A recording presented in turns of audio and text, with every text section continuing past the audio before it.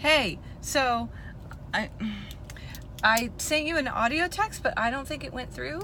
Or I think it did that thing where it magically disappears and goes into virtual world. So I just wanted to make sure you got my thoughts. I'm still listening to it and thinking about some things while I'm driving to go and see Lisa. But so my first couple of thoughts were emotionally. Just talking about the emotion of it, because that's a really big thing for you this week.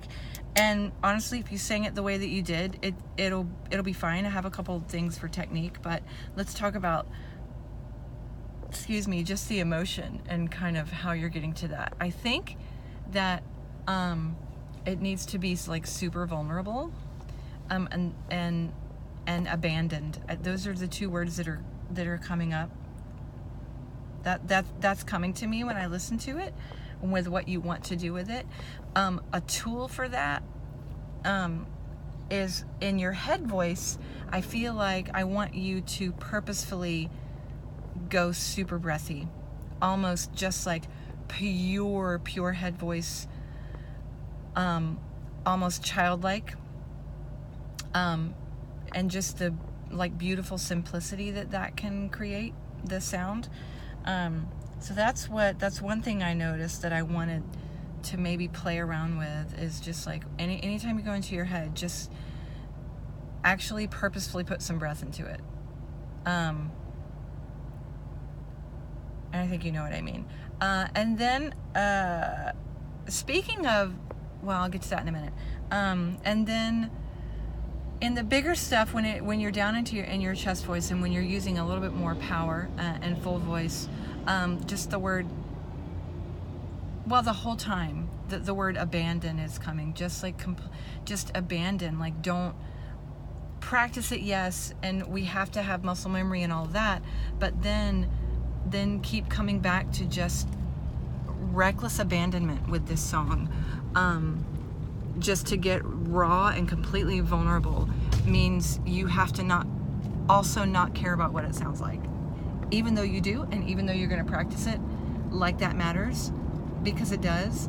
But then I don't want you to, but then I feel like you need to sing it to where it doesn't matter. So like not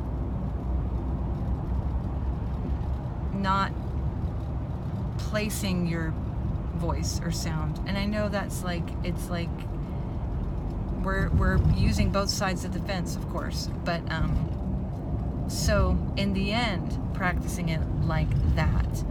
And I also would love to hear you, for the sake of the emotion, practice it. This is really long, I'm so sorry, but practice it like with like extra riffs. Practice it changing the melody. Practice it changing the phrasing, changing the rhythm, just and that being born out of the emotion that you're feeling with it. So does that make sense? I hope that makes sense. And then you can then again you are being more abandoned with it. You're not like you're not caring if the rhythm is perfect, or if the melody, if you're changing the melody, and if you don't sing it the same every time, you're not as held to it, and you don't get as rote with it. That's what I'm getting at. Hope that makes sense. So I think I want you to, for the sake of rehearsing, just rehearse it that way. Now, technical, on the word longer, because that one can feel strained. Play around with the O vowel and find kind of the magic vowel for that pulls you up into a little bit more of a mix, so that it doesn't sound strained. It's totally well within your range, but I think we can give it a little bit more control. Again, I know we just talked about sounding like you're not controlled, but of course we want to be controlled. So my vowel would be like the vowel in look or book, So go a little bit more towards that. It's a little bit more closed, a little bit more narrow. I can't can't remember what our magic vowel was from last week, but maybe you remember. So again, on the inside, really thinking more of that vowel, and then just with your small little embouchure right here, that's where you're forming the word into the one that you want, longer. But longer, it can get longer. It can get really a little too spread, and then sound just a little bit strained to my ears. I hope you're hearing all this, because now I'm driving and it's loud. When you're going from chest voice, I think it's at the beginning of the chorus, or it might have been towards the end of the verse, where you were going from chest voice into head voice. I think use the trick of breathiness there as well. And for me, a lot of times that can smooth out the break. If you add breathiness at least through it, going from breathiness in chest and breathiness kind of through that passaggio into your head voice. And since we talked about breathy head voice, just see if you can let that be the consistency that pulls it all together. Does that make sense? And then you know what else? And this is like super detailed and what's the word? Not intricate, but tedious. It can be tedious, but I want you to maybe go through and kind of mark where you want to use vibrato and where you want to use straight tone, because again, this is a little tool where it's going to pull you out of your of the norm and help you to breathe new life into it, both vocally and emotionally.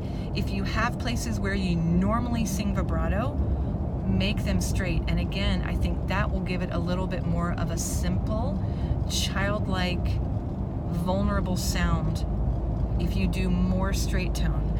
I wish I could, if you need me to, I can go through and give you the words even on longer. I am no longer a slave to fear. You know, just like find the ones where you just are uncontrollably doing vibrato every time, and see what happens when you straighten it out. See how that makes it feel. That's what I got for now. Connect to air. I had one more thing. I try to take all the glottals out. You say the word I over and over again. Take out the glottal, and that's going to help you to use your air more effectively. You can always go through and sing this all the way through on straw, with straw, just for the sake of the technique of it.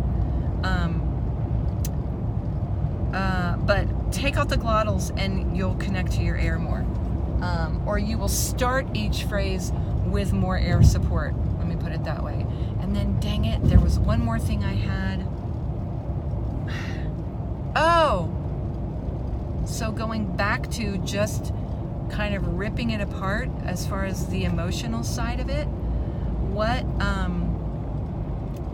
think about what you fear, and do you really still fear those things?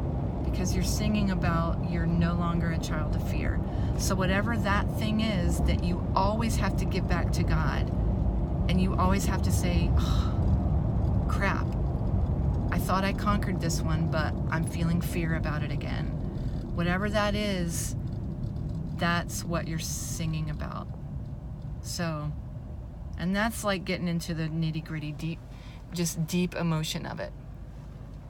You're not thinking about what everybody in the congregation is fearing and what they need to hear today. I mean, there's always a little bit of that in you because you're a worship leader and that's your God-given gift. But to put it into that really vulnerable, intimate place, I think play around with this. The main thing is where is your fear? And have you truly given that over to him? Totally preaching to myself right now too. Okay, I love you. That was really long, but hopefully that was helpful. And I'm gonna listen to it again if there's anything else that pops out to me, or if you want to do another recording just for the sake of maybe some of the technical stuff, and send it again, please do. I'm sorry it's so late in the day, but hopefully you have some time and space to go through it again with those things in mind. Okay, bye.